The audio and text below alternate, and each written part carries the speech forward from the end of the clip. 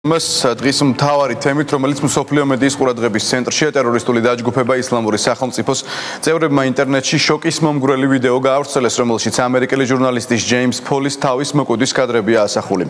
ექსტრემისტული დაჯგუფების წევრების განცხადებით, ჟურნალისტის მკვლელობა ამერიკის მიერ ერაყში ისლამური სახელმწიფოს წინააღმდეგ განხორციელებულ ავიაშეტევებზე რევანში იყო.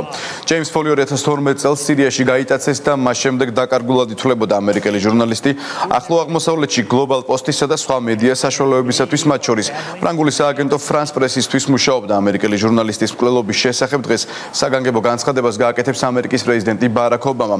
თეთრმა სახლმა უკვე დაადასტურა, რომ სიკვდილმისჯილი ჯეიმს ფოლია. With a recent aerial campaign in Iraq.